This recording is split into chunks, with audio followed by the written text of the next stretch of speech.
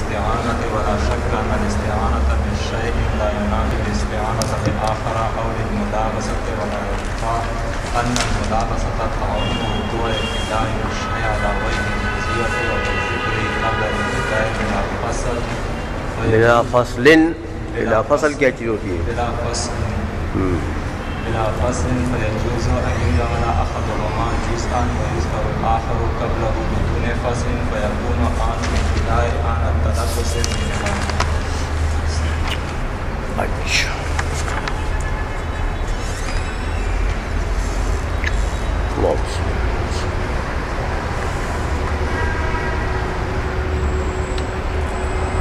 اب یہ وہ جو حدیثین میں تعارض کا سوال تھا،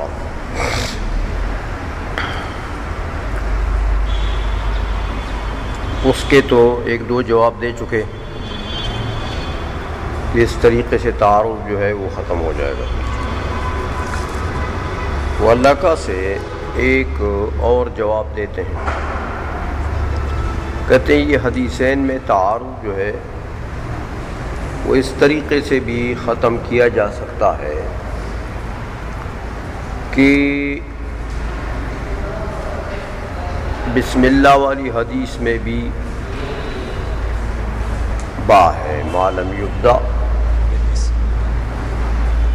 تو اس کے بعد با ہے یبدا کے بعد، اور تحمید کی حدیث میں بھی با ہے یبدا کے بعد۔ تو یہ اعتراض اصل میں وارد اس لیے ہوا کہ تم لوگوں نے اس با کو یبدا سے متعلق کر دیا، اس کا صلہ بنا دیا۔ تو اب ابتدا بسم اللہ اور ابتدا بحمد اللہ، اس میں تو تعارض ہے، دونوں سے تو نہیں ہو سکتا۔ تو اس تعارض کا جو منشا ہے وہ یہ ہے کہ تم نے با کو دونوں حدیثوں میں صلہ بنا دیا ہے یبدا کا۔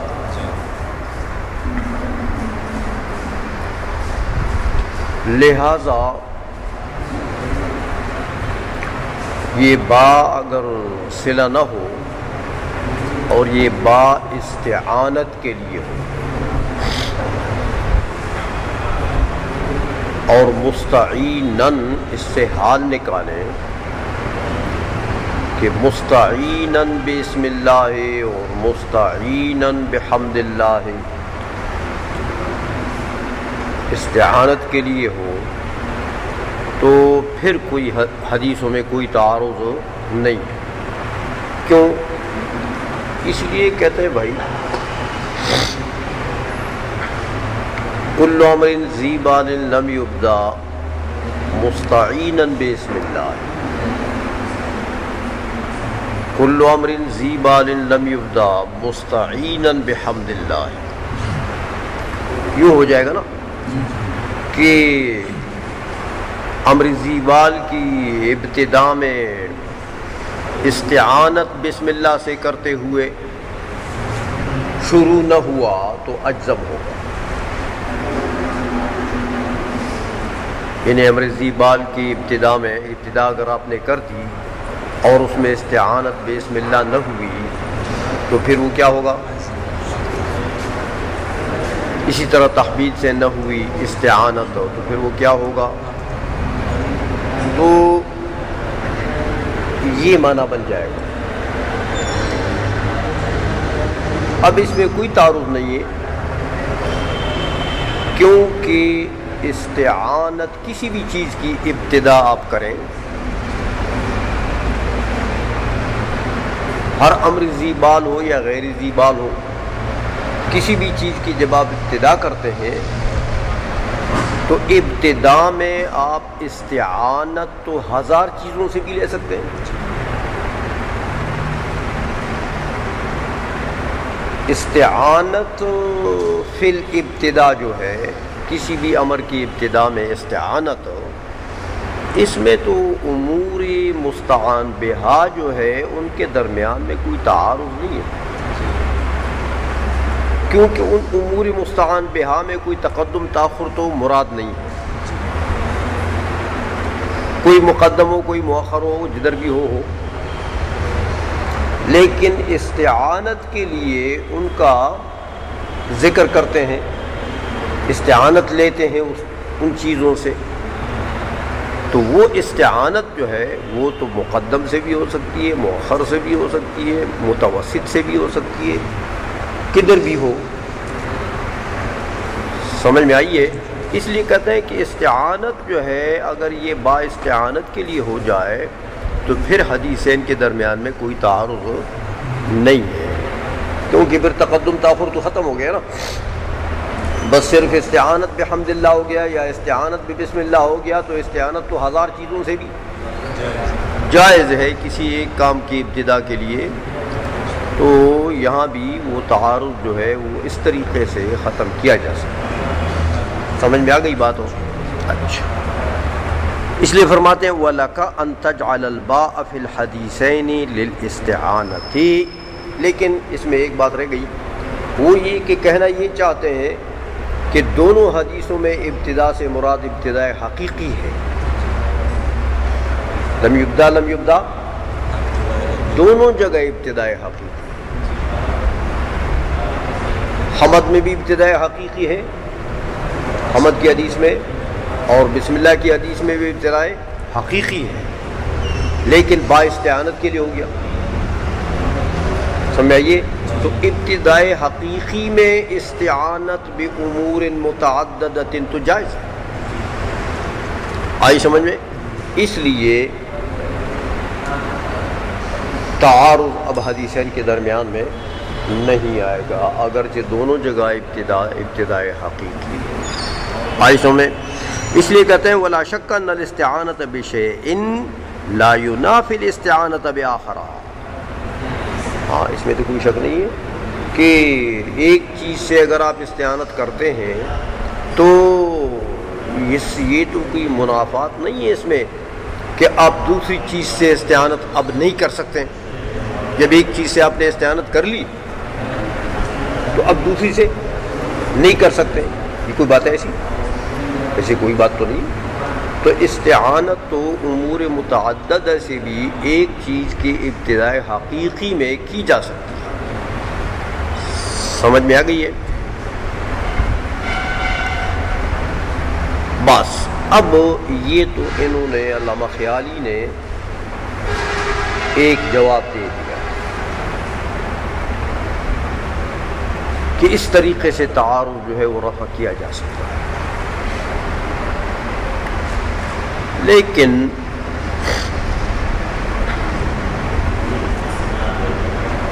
اس پر بھی ایک سوال ہوتا ہے، وہ یہ کہ حدیث تسمیہ کا پھر معنی یہ ہو جائے گا کہ کل امر ذی بال لم یبدا فیہ مستعینا باسم اللہ تعالی فہو اجزم، یہ ہو جائے گا نا، ہر امر ذی بال کی ابتدا میں اگر یہ مبتدی جو ہے یہ مستعین بسم اللہ نہ ہوا، مستعین بسم اللہ نہ ہوا تو وہ کام کیا ہوگا؟ اجزم ہوگا۔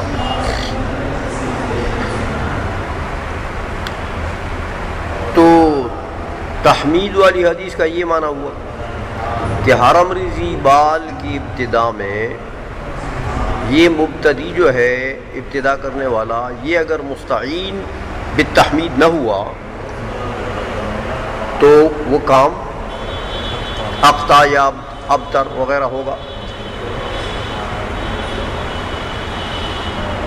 تو بھائی تم کہتے ہو کہ ولا شک ان الاستعانۃ بشیء لا ینافی الاستعانۃ بآخر، کہ اس میں تو شک نہیں، تو شک تو ہے، اس لیے شک ہے کہ دیکھو جو شخص کسی کام کی ابتدا کرتا ہے مستعیناً باسم اللہ،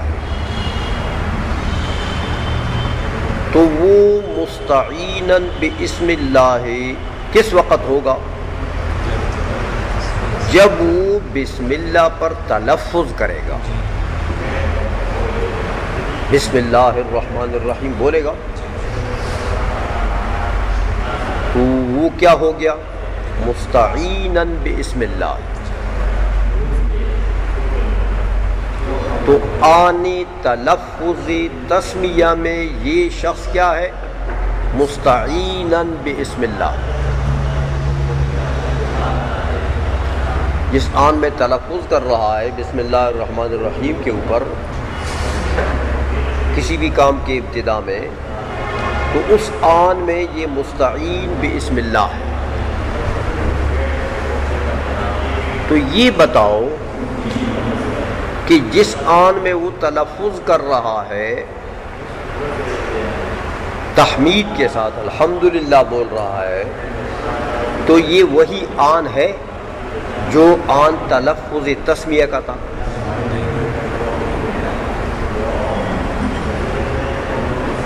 سمجھ میں آ گئی ہے؟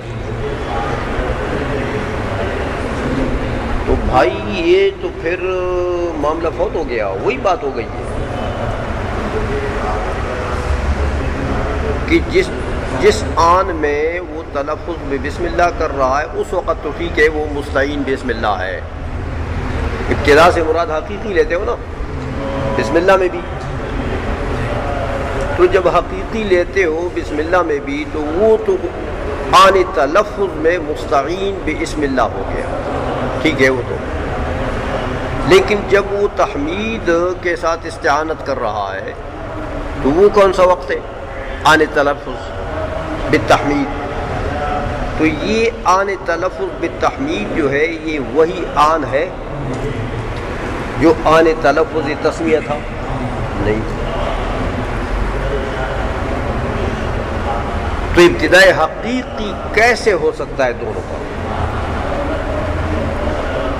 ابتداء حقیقی میں دونوں سے استعانت کیسے ہو سکتی ہے؟ کیونکہ ابتداء حقیقی تو کون سے آن میں ہوا؟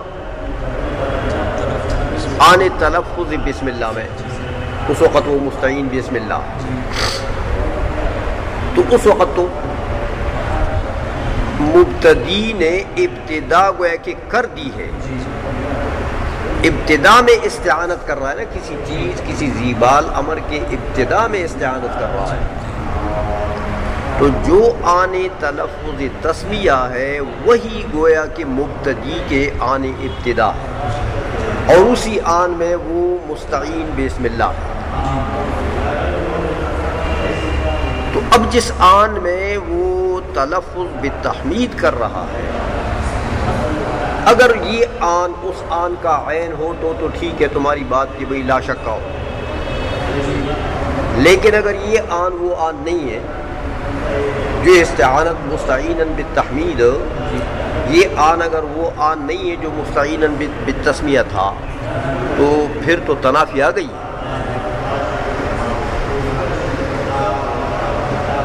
سوال سمجھ میں آ گیا؟ یہ ایک سوال اس پر بھی ہوتا ہے، یہ جو تم نے کہا کہ ولا شک ان الاستعانۃ بشیء لا ینافی الاستعانۃ بآخر، یہ بات ٹھیک نہیں ہے، یہ تو منافات تو ہے۔ اس کا جواب یہ ہے کہ تم نے استعانت کا معنی ہی نہیں سمجھا۔ ابتدا سے تو مراد ابتداء حقیقی ہے، لیکن ابتداء حقیقی کس چیز کی؟ امر ذیبال کی، بسم اللہ کی نہیں۔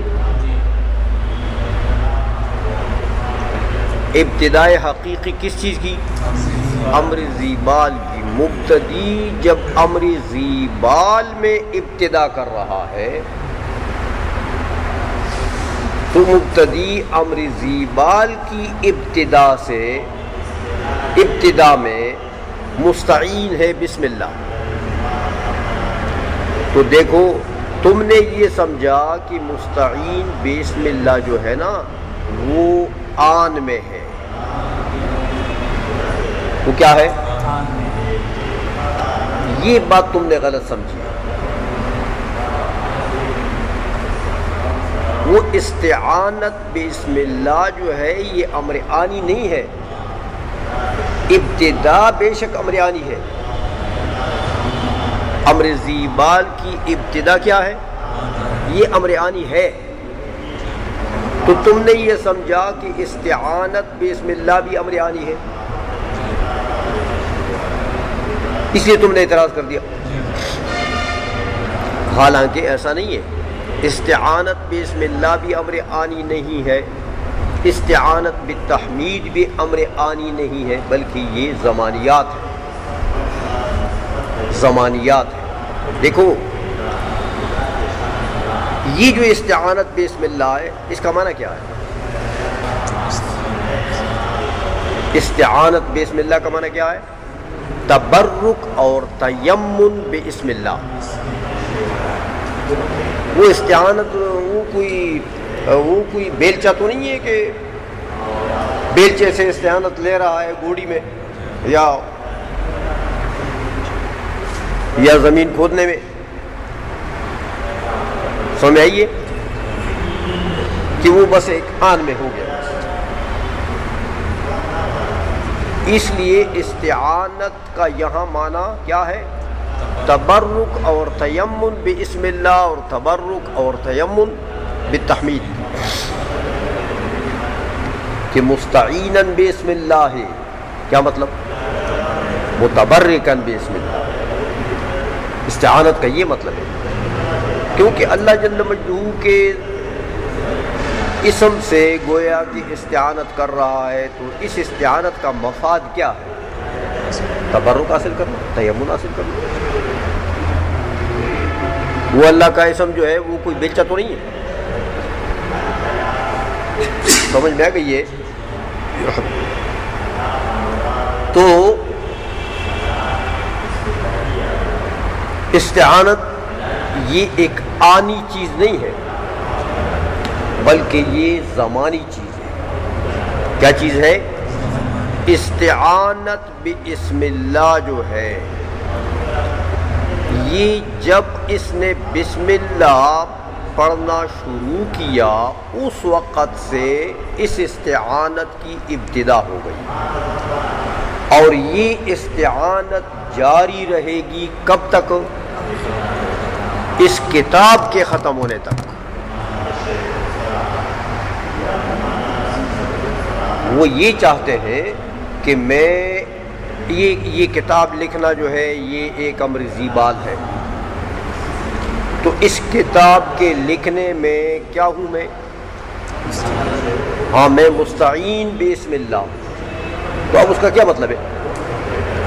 یہ مطلب ہے کہ بس ابتدا میں اس ایک آن میں مجھے تبرک چاہیے، اور اس آن تلفظ جو بسم اللہ کا آن تلفظ ہے اس میں مجھے تبرک چاہیے، اور اس آن کے بعد مجھے تبرک پھر نہیں چاہیے.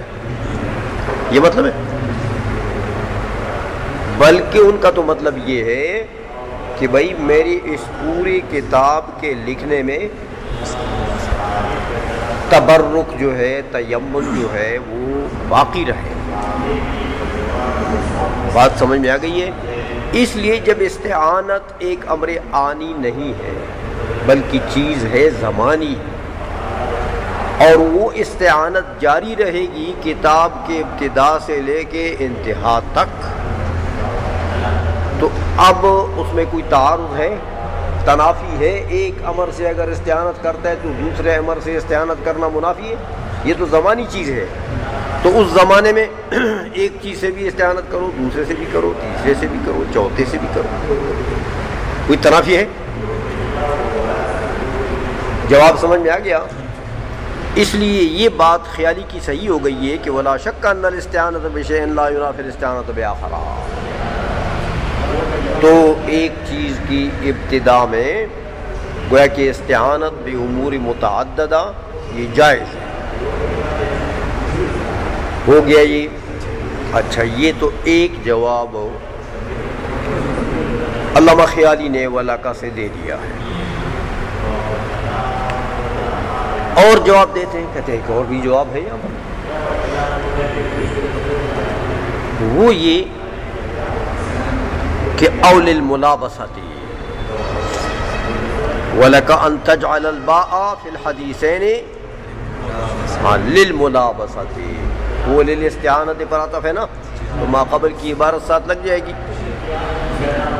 تو کہتے ہیں یہ بھی تمہارے لیے جائز ہے بھائی, یہ بھی کر سکتے ہو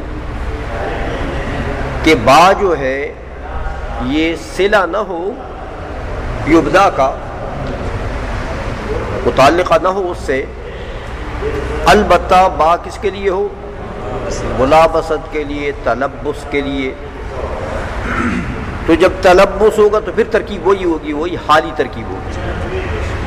یعنی کل امر ذی بال لم یبدا متلبسا بسم اللہ, متلبسا یا متلبسا. ہاں تو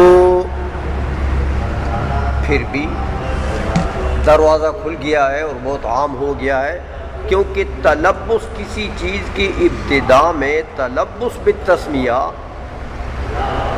یہ تو منافی نہیں ہے کسی دوسری چیز سے تلبس کا. سمجھ میں آئیے, کیونکہ تلبس جو ہے وہ اس کا تو بہت بڑا پیٹ ہے.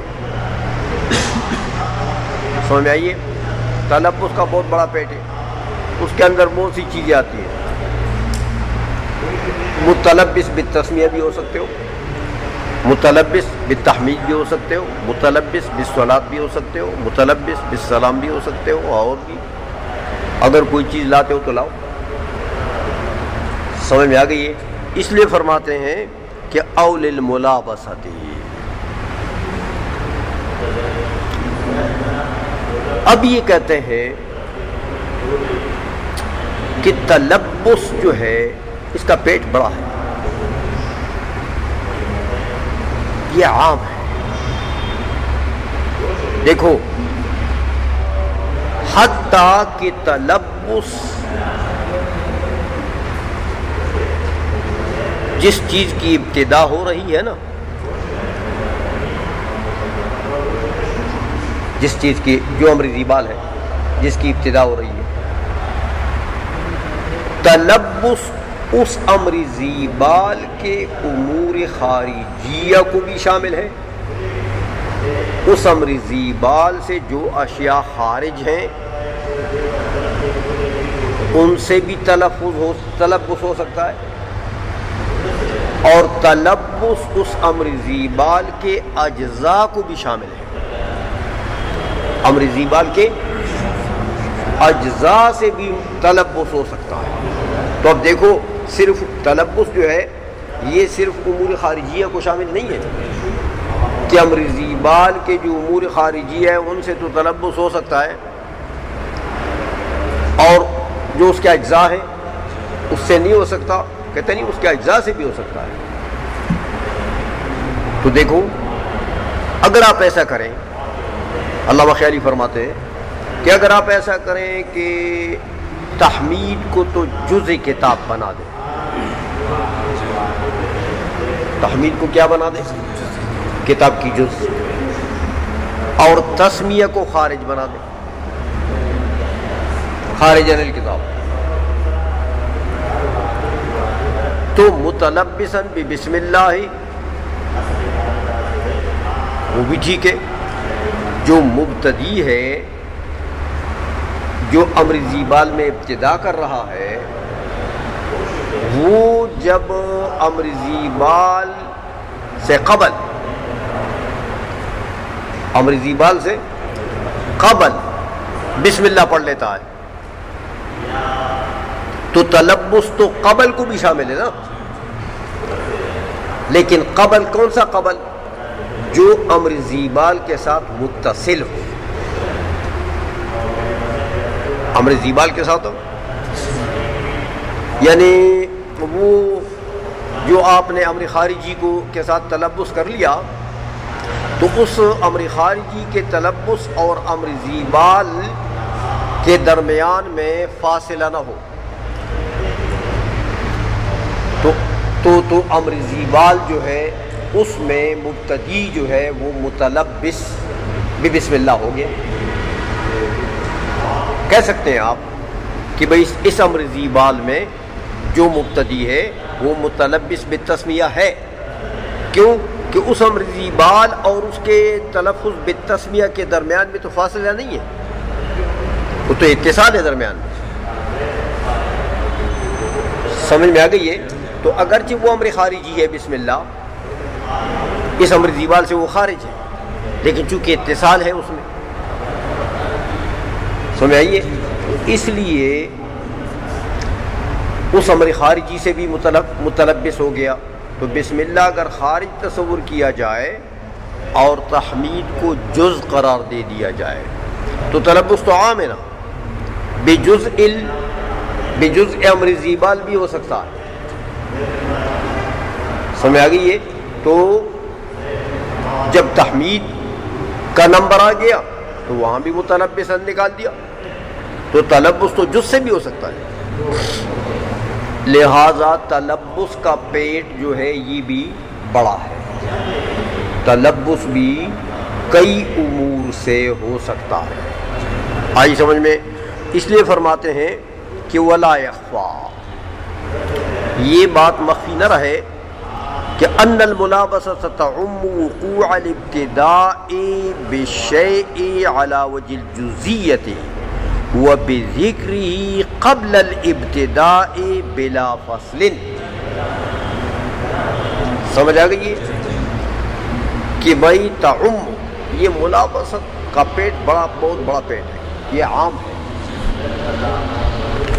لہذا اگر کوئی چیز امر زیبال کی جز ہے اس سے بھی تلفظ ہو سکتا ہے. جیسے میں نے مثال دی کہ تحمید کو جز فرض کر دوں،